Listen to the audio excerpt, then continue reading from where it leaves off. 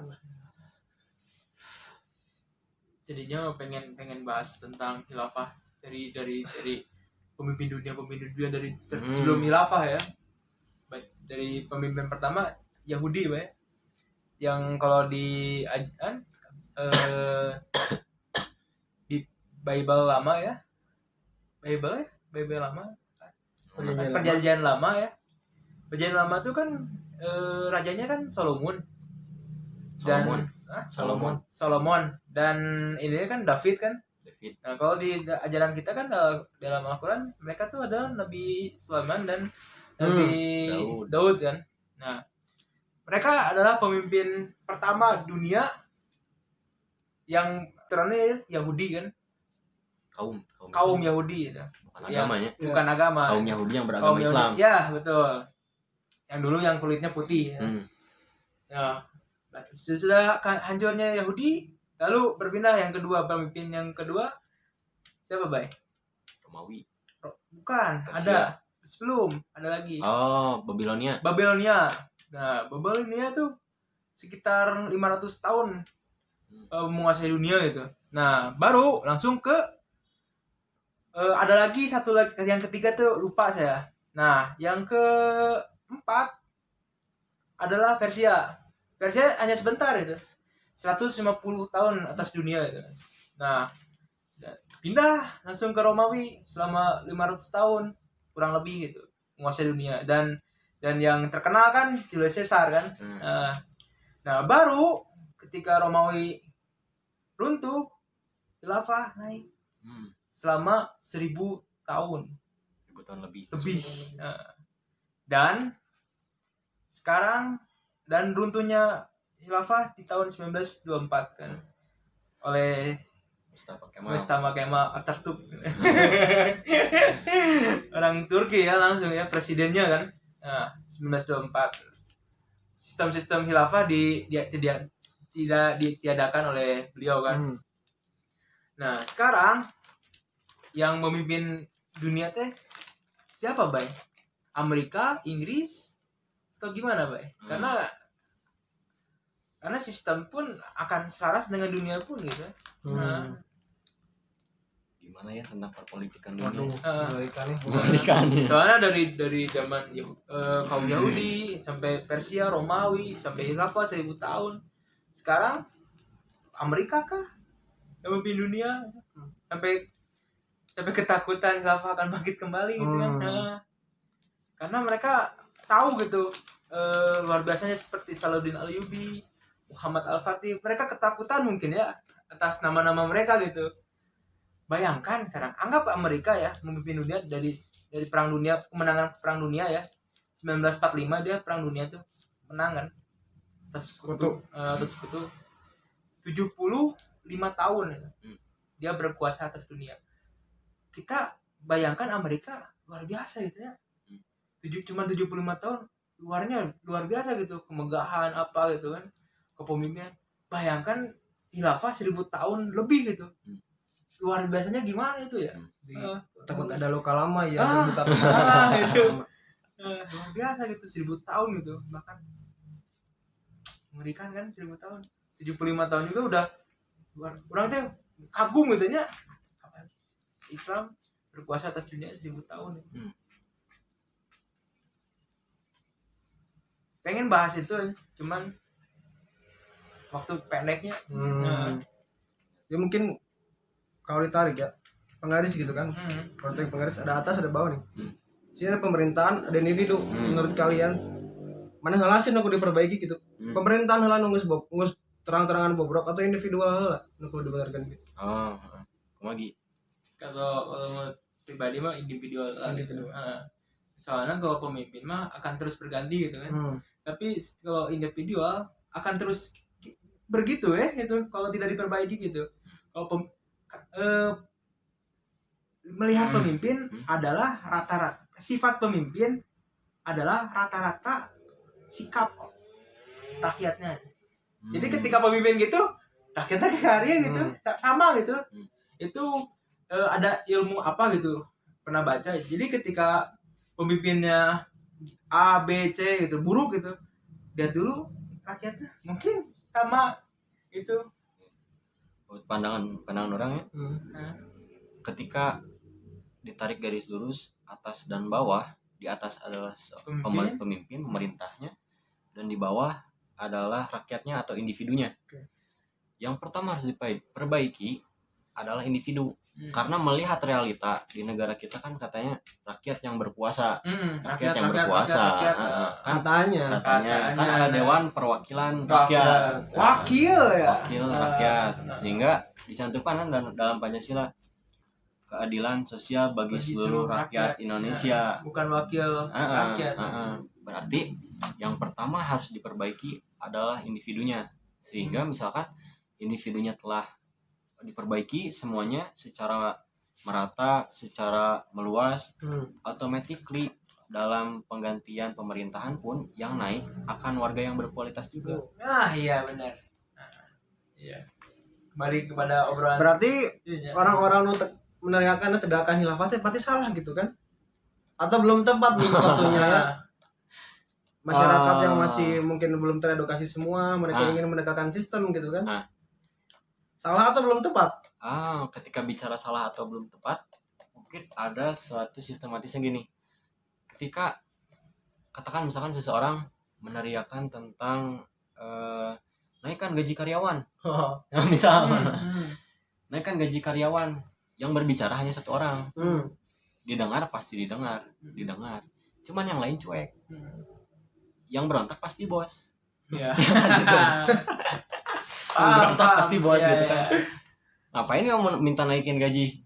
Saya bayar karyawan aja banyak, kamu minta naik gaji, kan gitu. Iya. Nah, berarti ketika bicara hal yang seperti ini, bukan berarti salah atau tidak tepat. Mungkin perlu momen ketika semuanya berjalan, diedukasi nih tentang khilafah segala macam.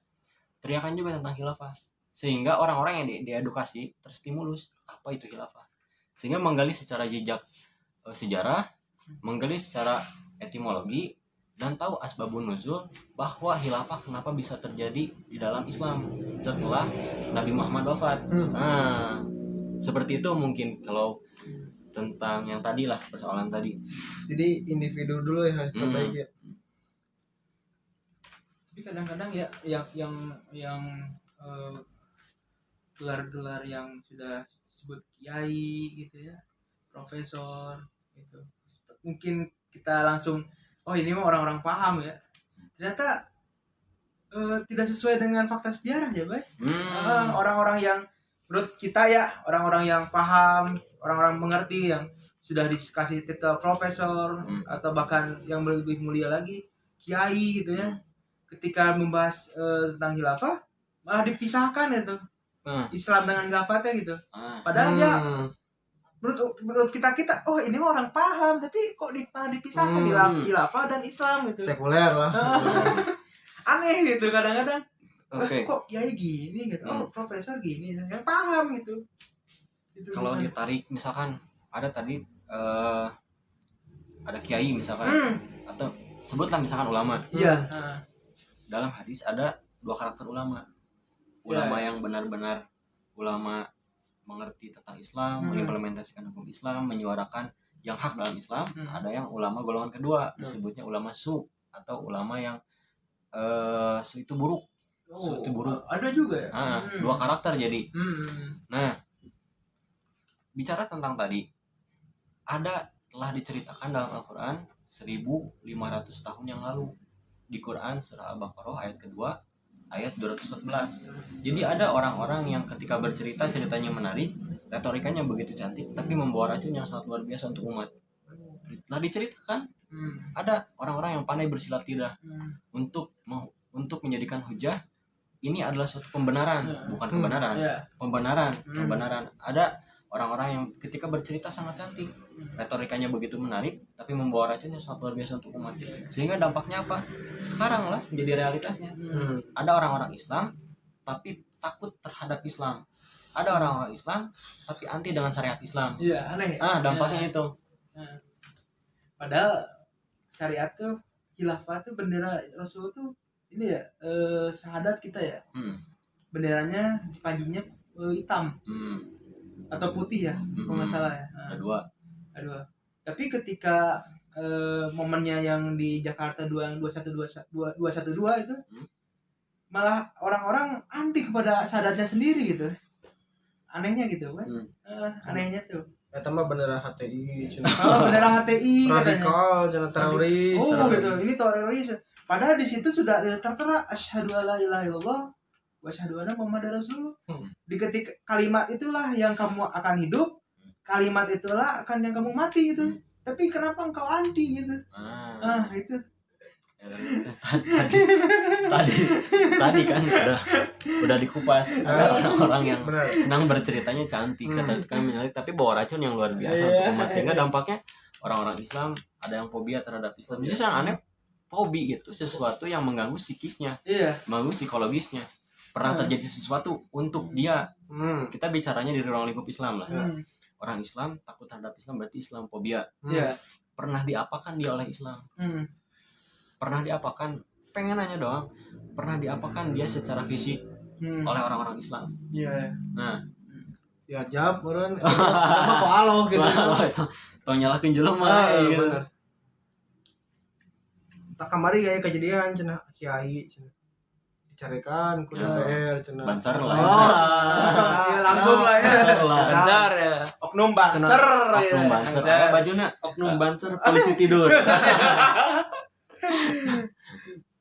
Tapi iya apa ya, agak miris gitu nya ketika kiai atau ustadz ya lebih ini ustadz itu dibentak-bentak itu ketika mereka ingin memukakan benar itu, tapi dengan adab yang kurang itu. Ongko ingin membenarkan tapi ada adab yang kurang tepat gitu, aneh itu. Ingat lainnya tuh wae tadi. Betul. Bayang minum aing haus. Sok minum santai. Nu anehna kieu gitu. Nah, kamu ingin menerapkan ideologi khalifah wae deh. Khilafah. Lagi khilafah sih. Gara-gara jadi khalifah. Kenapa gitu? Khalifah itu disangkut pautkeun jeung ideologi gitu. Benar.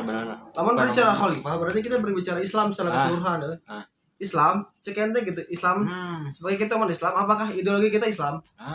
Benar. Kayak faktanya sih gitu ya.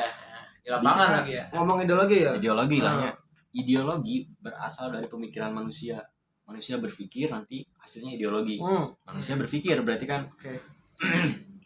Contoh, manusia berpikir tentang kesetaraan, tentang kesejahteraan, yang bernama Karl Marx berpikir timbul ideologinya menjadi komunis. Timbul ideologi berarti kan dari manusia. Nah, bicara ideologi berarti hasil pemikiran manusia, sedangkan Islam adalah wahyu berarti bukan berdasarkan pemikiran manusia orang Islam, bukan pemikiran Nabi Muhammad, bukan pemikiran Nabi Ibrahim, tapi wahyu yang diturunkan. Ini ada solusi untuk manusia. Jika manusia mengalami masalah, ini ada solusinya, berarti diturunkan oleh sang pencipta manusia. Karena yang menciptakan barang lebih tahu nanti minusnya seperti apa, nanti lebihnya seperti apa. Atau misalkan Yogi membuat satu bangunan, membuat satu konsep bangunan, bikin didesain sedemikian rupa, yang tahu titik lemah bangunan siapa? Yogi sebagai perancang, sebagai perencana, sebagai arsitekturnya. Orang lain ketika menghuni rumah, apakah tahu titik lemahnya di mana? Tidak mungkin. Seorang perancangnya yang tahu. Maka ketika bicara Islam bukan sebuah ideologi. Jika Islam ideologi, mudah dibantah dengan logika. Gampang ya. Sedangkan hukum Islam selalu relevan dari zaman ke zaman, dari waktu ke waktu, dari masa ke masa, selalu relevan. Tapi ada yang orang bilang ya, yang udah pangkat kepala dosen ya, kadang ya dosen mungkin ya. Dia bilang ajaran Islam sudah tidak relevan di zaman sekarang ya. Mungkin zaman sekarang yang tidak relevan dengan Islam. Banyak. Atau mungkin pengetahuan akalnya yang kurang gitu. Setuju sih, benar. Islam mah lain ideologi gitu. Lamun Islam ideologi, orang ngomong gitu.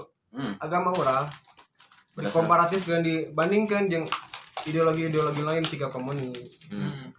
Kapitalis gitu kan. Benar, setuju saya. Islam lain ideologi, tapi jalan hidup. Way of life. Makanya aneh gitu jika negara atau pemerintah menghalang-halangi orang-orang yang menegakkan syariat Islam, menjalankan ibadah-ibadah, sedangkan itu nggak diatur di undang-undang bahwa setiap warga negara Indonesia berhak memeluk agamanya masing-masing Dan menjalankan juga orang Islam ya, hanya menjalankan syariat orang, khilafah aja di syariat gitu. Nah dihalang-halangi gitu kan. Jadi pemerintah teh apa diatur di undang-undang KB hukum gitu kan. Terus mana seorang nggak bantah gitu. Mungkin di pas piagam Jakarta tidak dicoret mungkin. Simpel ya, meren gini. Bukan di hukum atau Pancasila bukan dijalankan, tapi dikajalankan. Jadi kita kageleng ke mobil, katincakan ku jelema gitu. Tapi sekarang sudah jadi lumrah ya, baik ya tentang sebut ideologi khilafah gitu. Jadi lumrah gitu kata-kata itu teh. Jadi ajaran Hizbut Tahrir. Jual HTI gitu kan. Jual HTI. Nah. Kemarin tadi juga ada berita tentang film khilafah, baik. Oh, jejak khilafah di Nusantara. Iya. Nah, apakah ini akan tersangkut-sangkut dengan HTI sudah? Jadi jual HTI gitu aja. Tidak akan ada berhubungan kah? Khawatir atas HTI salah lain. Gitu. HTI menyelinap. Bilang Tunggangi HTI sana. Padahal HTI sudah dibubarkan oleh pemerintah sana. Jadi khilafah disambut-sambutkan dengan HTI gitu. Aneh gitu. Aneh. Yang menghancurkan bangsa. Siapa sekarang yang ganti ideologi Pancasila siapa? HTI? Atau skip.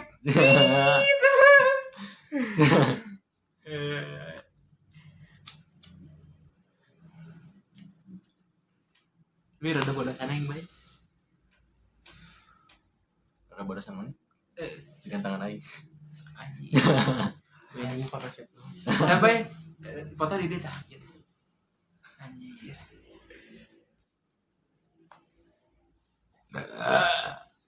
Berarti dapat ditarik kesimpulan segala sesuatu pun yang akan kita kerjakan, yang akan kita lakukan, yang akan kita capai satu tujuan nanti di masa depan, persiapan terbaiknya adalah ilmu.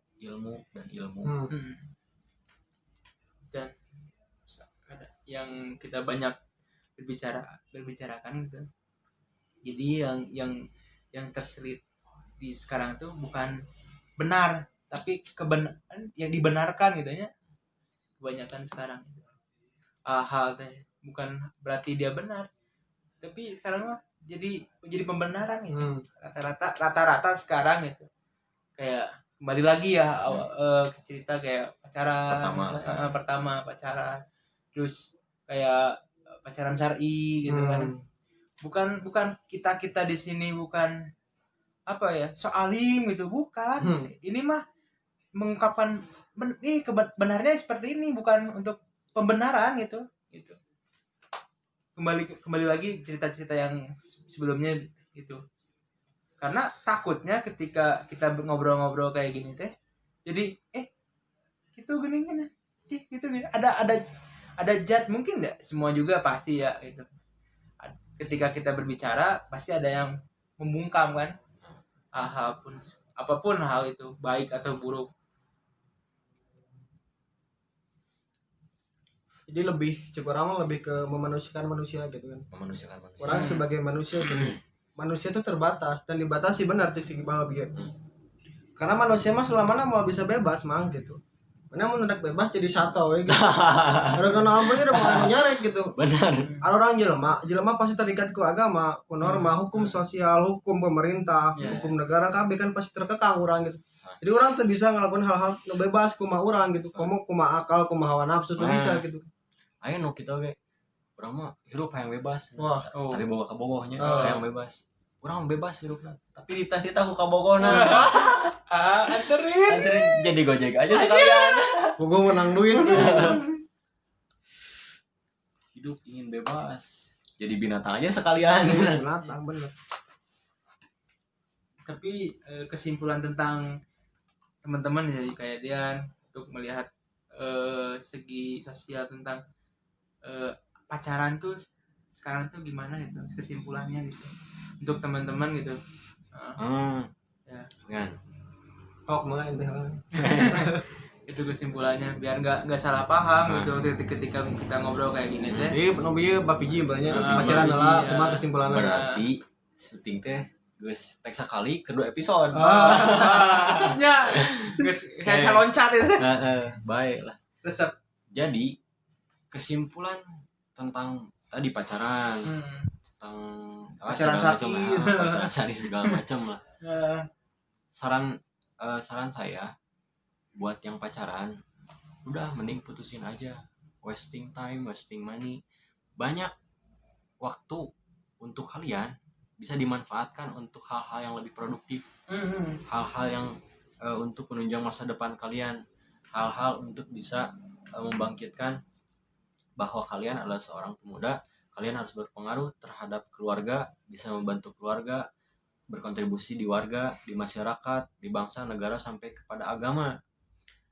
Kesimpulannya, ketika misalkan pacaran segala macam, janganlah coba-coba ketika pacaran nanti ada yang dirugikan baik secara harta, baik secara psikologi jiwa, ada yang dirugikan, baik secara moral sosial ada yang dirugikan kan, apalagi sampai memberikan semuanya kepada pasangan yang belum sah, yang masih haram, yang masih haram kan lebar. Hal yang menjadi satu privasi untuk dirinya dikasihkan kepada orang lain, hal yang menjadi kunci rahasia untuk dirinya dibukakan kepada orang lain, dikasihkan pada orang lain dengan cuma-cuma, dengan gratis. PSK saja memberikan sesuatu itu harus bayar. Iya, jadi secara gratis ya. Cuma-cuma ya. Jadi kesimpulannya pacaran bukan kasih sayang tapi kasih nafsu. Cintanya hanya di balik kolor. Setuju sih. Setuju aja. Sepakat. Tambahannya Naon pacaran? tentang pacaran Kesimpulan sosial naon. Pacaran boleh, cek saya boleh, tapi geus nikah. Mana ada? Mana pacaran tapi geus nikah bos gitu. Kumaha nya? Udah geus kumaha kabeh sih ya. Guys, berarti stop. Thank You, semoga bermanfaat. Jangan ada sentimen, jika ada argumen bahas dengan argumen. Thank you.